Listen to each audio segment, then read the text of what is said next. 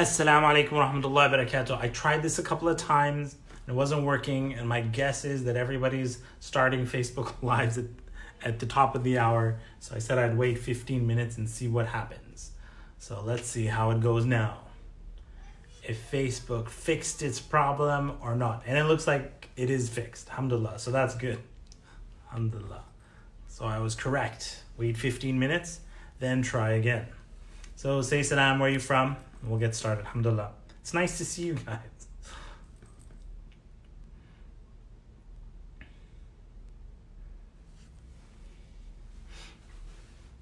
Samira in Abu Dhabi, wa alaikum assalam.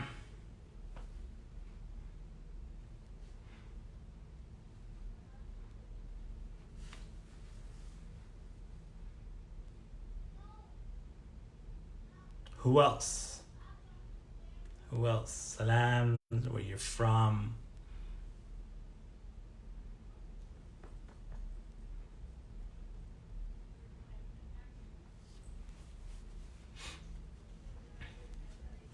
Who else? We will get started when 5 people say salam and where they're from, or we hit a certain number in the number of people that are attending. We got Kigalo in Leicester. Alaikum assalam. Naila in Sheffield. Naila, do you attend every single thing that I do? Jazakallah khairan. Top fan. Fem coaching. Khadija in the Netherlands. Wa alaikum assalam. I like it. Fem coaching.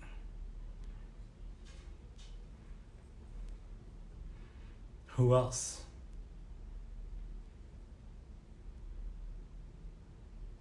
And the thing is, today I have a really amazing talk for you guys. This is the best talk that I've ever gotten ready. So it's now today Facebook decides, well, there's too many people on Facebook and it's throttling things. Sayyida, welcome Sayyida. Hope you're doing well. We got somebody from the Philippines. Kaula. Asad, wa alaikum assalam. Aisha in California, wa alaikum assalam. Kurtovich, alaikum assalam in Chicago, Julie Zara.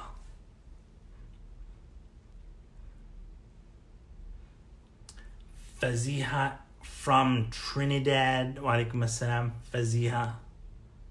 Is that driving buses, Faziha? Sayyida, wa alaikum assalam. Thank you. Hope you're doing well, and the kids and your husband. And all of you, inshallah. Faiza in Dallas. Hamda in London. And Humaira in Virginia. Alaikum assalam. All right, let's begin. Are you ready? Bismillah, alhamdulillah, salatu wassalamu ala rasulillah wa ala alihi wa sahbihi wa man wala, amma ba'd. Assalamu alaikum wa rahmatullahi wa barakatuh. Good morning, Vietnam. Today, inshallah ta'ala, we're talking about leadership. I want to start off with an interesting story. And it's a very small story, but it's telling. So I was once in this restaurant, a buffet, dinner place in Mecca. And and I was sitting a little far away from, the other people where they're sitting. And then I went to go get some more food. And then when I came back, I noticed that somebody had left their chair in the middle of, the tariq, in the middle of the walking path. And I was very upset by this. I said to myself, I'm like, who is so inconsiderate that they put their chair in the middle of the path? Don't they know other people are going to come? Other people, it's not just about them. The other people need to come. Other people need to walk. So then I thought about it for a moment, as I went around the chair, and then I realized that chair was my chair. I'm the one who did that. When I got up to go get some more food, I'm the one who put the chair. So I was so mad at people like myself Like I'm the one who did that.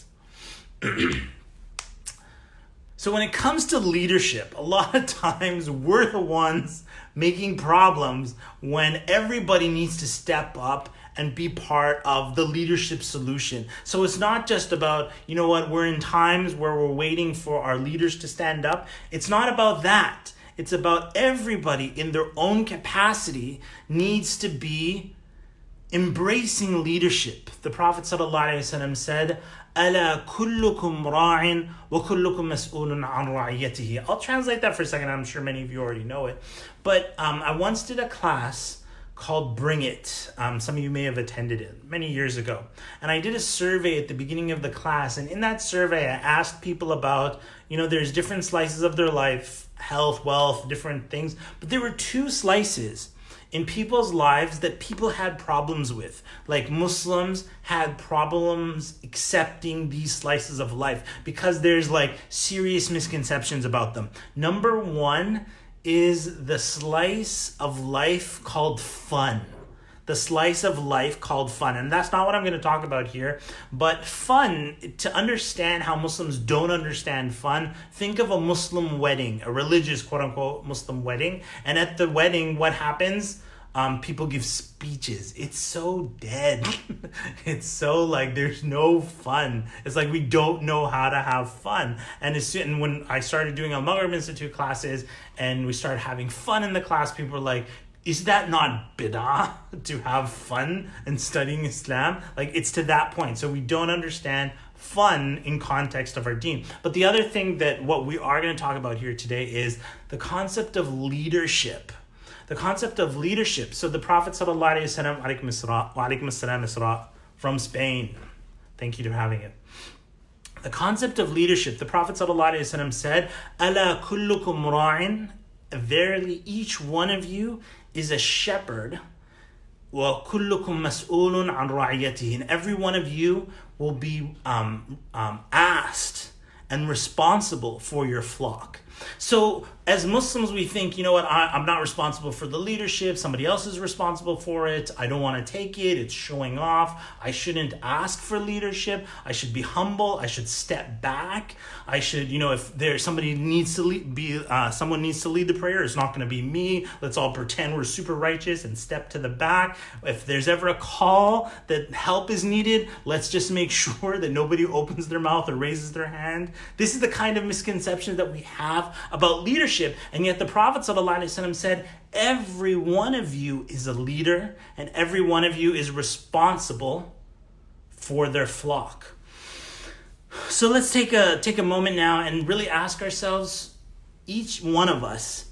So it's not about, this is the time for leadership and, Muhammad al-Sharif, should be the leader, or somebody else should be the leader, or some sheikh should be the leader. Every single one of us has to be a leader. So you have to ask yourself, who is your flock? Who is your flock? Your ra'iyah. Who are you responsible for? And as the Prophet ﷺ said, وَالْمَرْأَةُ رَاعِيَةٌ فِي بَيْتِهَا وَهِيَ مَسْئُولَةٌ عَنْ رَعِيَّتِهَا. And the Muslim woman, is a ra'iyah on the people of her family, on her home, baytiha, and she's going to be held accountable in front of Allah subhanahu wa ta'ala for her ra'iyah, her flock. And that's just at a basic level as parents. You know that you're a leader. It might be brother and sister. Maybe you're the older brother or sister. Or maybe you're more learned than your brother or sister. I'm talking about like blood brothers and sisters, and you're going to be responsible. This is my family. Who is it in the masjid, in the community? Maybe you're from some ethnicity in a community, maybe Muslim or not Muslim, it doesn't matter, but and they look to you as a leader in that situation. And so on and so forth. You have to ask yourself, who am I responsible for during this time, and how can I fulfill that leadership for them? And so I'm going to give you some tips, inshallah ta'ala, on what to do. So you do want to embrace the leadership. It's not just about certain individuals being leaders, but we all have to be leaders during this time. And I want to deal with some misconceptions about leadership. Let me write it down first.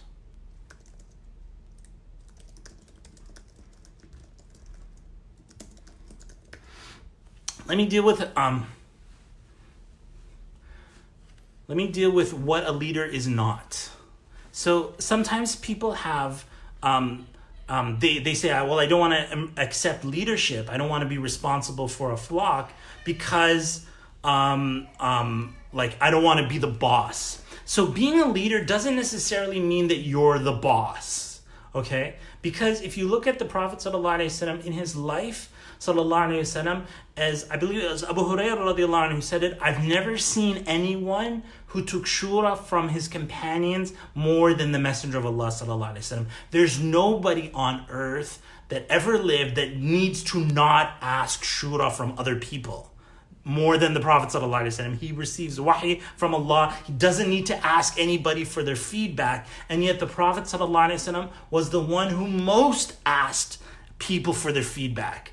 As Abu Hurairah radiallahu anhu said, nobody asked feedback from his companions more than the Prophet ﷺ, and he's the one who doesn't have to do that. And so being a leader doesn't mean you're the boss, do what I say, or you're going to be in big trouble. It doesn't mean that. Being a leader might be taking a flock from point A to point B, taking your sheep to graze and come back, for example, but it doesn't mean that you are the boss.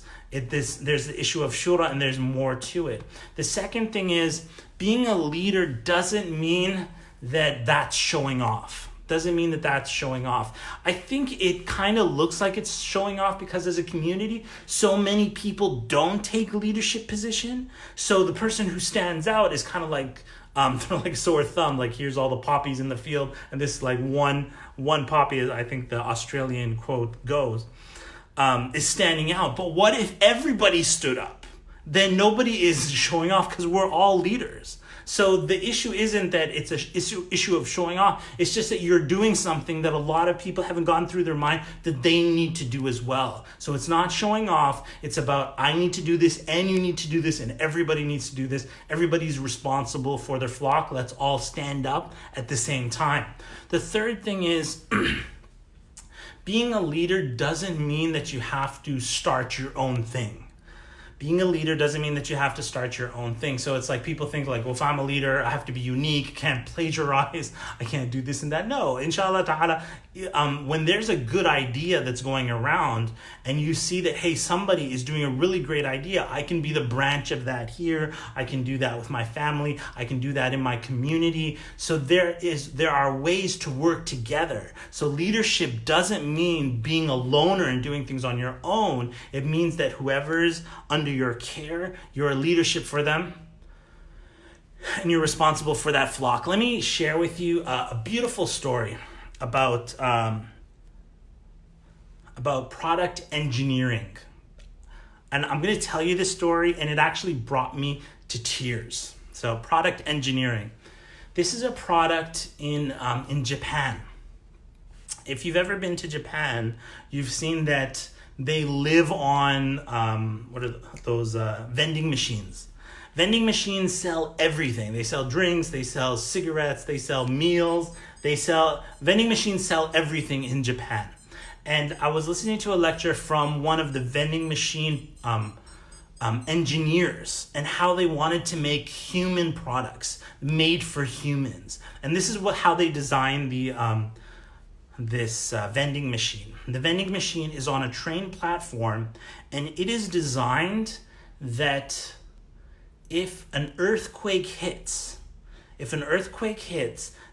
vending machine can sense that an earthquake has hit, and the people who are on the train platform are going to be stranded there, maybe stranded there for a long hour. When the machine comprehends that an earthquake has hit, it automatically starts releasing its food and drink.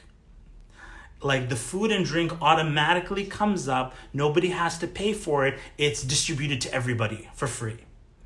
Which is something, subhanAllah, like the talk was about making human products.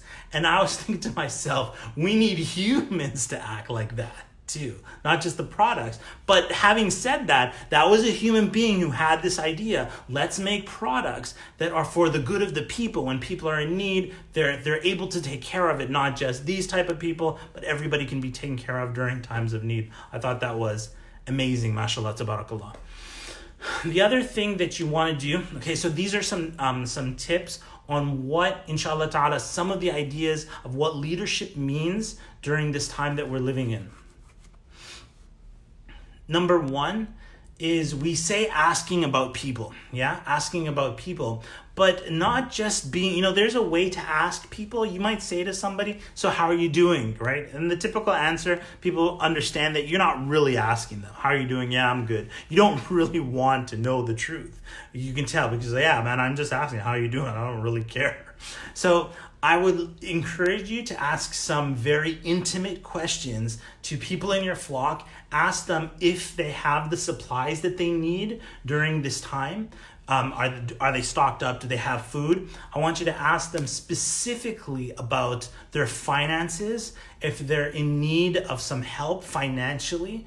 And you want to ask them about, and this is a big one, ask them about their mental health. How are they doing? How are they keeping up? So asking people in your flock intimately and from your heart and giving them a chance to really speak it out. Ask them about their supplies. Do you have enough food? Do you have enough disinfectants, or do you have enough toilet paper? Ask them about their finances. How are they doing in their finances? And number three is ask them about their mental health. How are they doing? We're all having our ups and downs, but we're not speaking it out to people, and maybe they just need somebody who cares and that speaks. And then that, inshallah ta'ala, I would say, I wish this kind of thing would spread amongst us. Like a leadership virus, if you will, a good leadership virus. Like leadership passes through our whole community and human beings, and we start asking about people and caring. How are your supplies? How are your finances? And how are you doing with your mental health? The next thing that you want to be doing is reminding people of Allah subhanahu wa ta'ala. So with your own actions, remember from the beginning of these daily check-ins that I did, I was telling you guys doing istighfar 100 times a day. With your actions, doing the istighfar, doing it in front of your children, doing it in front of your family, doing it in front of your flock, your friends, asking Allah subhanahu wa ta'ala for forgiveness publicly and reminding them, not by telling them what to do, but by showing them with your own actions what you're doing, reminding people of Allah subhanahu wa ta'ala. And that analogy of a shepherd takes a flock from point A to point B. A shepherd takes a flock from point A to point B. So if you're here and you are and you've got a flock that you want to ask yourself, what am I aiming to get done and achieve, for example, in the next 100 days? For the next 100 days, make a plan. This is what I want to knock out. These are the things. This is how I want to benefit from my time. This is what I want to do with that. And you want to take your flock and you say, hey, we're here in point A, quarantine, we're at home or in lockdown. How do we get to point B? And let me help and be a guide towards that, inshallah ta'ala. And that's it. In conclusion, inshallah, we've got, I want to remind you guys, if you guys didn't see that other Facebook Live that I did, we've got an amazing lineup for an event coming up very soon called Time to Thrive Summit. We were actually planning this. It's on mental health. We were planning this before the whole lockdown. And subhanAllah, it coincided during this time. And we've decided to turn it all towards everything that you need mental health-wise with regards to the situation that we're currently in. So it's called the Time to Thrive Summit. And inshallah ta'ala, you can find it at discoveryou.online. Inshallah. See, I told you it was going to be a good lecture today, right? Yeah, somebody said, did I start late? Yeah, Facebook, it wasn't working for me. I'll take some questions. I saw some questions rolling while I was talking, but if you had a question earlier and you want to ask it again, you're welcome to do so. Amanda says, what if it's us that are the ones needing that leadership? So, Amanda, you know what's really beautiful about the Japanese style? The Japanese, they take care of each other. They don't focus on the individual. They join on the community. Something I love about the Japanese, they have signs that, I saw this sign, it was in Osaka. Was it Osaka? Yeah. It was in Osaka, and it had a sign that said, in case of earthquake, it said, go and check on your neighbors. SubhanAllah. Go and check on your neighbors. If they need help, go help them. This is like the advice that's being given publicly. If you see the Japanese style of, anyways, I won't talk too much about Japan. I think Japanese would really thrive during times like this because it's their nature to take care of one another. If you're in a community like that, Amanda, it's very easy because everybody cares about the other and cares about the community. It's very easy to find the resources that you need and the help that you need when a community does that. But if a community is individual focused, which unfortunately a lot of us in the West, that was our lifestyle. Inshallah ta'ala, hopefully things will change, but it's, everybody for themselves. Let me buy, 50 boxes of toilet paper all for myself and not care about anybody else. And then you'll find so many people in need during that time. Inshallah ta'ala, hopefully, Amanda. And you know what, you guys, here I'm pinning Amanda's comment. If anybody would like to help Amanda, message her and tell her, hey, what do you need help with? We're here for you, inshallah. So there you go. Other questions?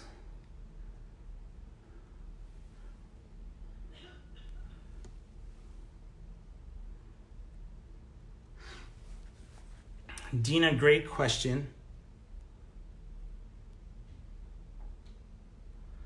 Is it better to pretend to be okay in front of your kids, or should you keep it real? Meaning, should you share worries in a positive way?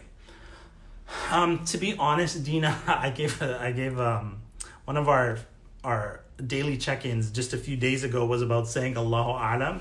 And I will practice that right now and tell you Allahu A'lam, Allah knows best. I don't think I'm qualified to answer that. And I think we got some, in our summit, the Time to Thrive Summit, there are some amazing counselors and psychotherapists that can help with that, inshallah ta'ala. And I'm sure that they have great answers for that, bi'idhnillah. When we do that summit, Time to Thrive, inshallah ta'ala, it'll come up and they will have better answers than something that I can just make up from the top of my head. Wallahu a'lam.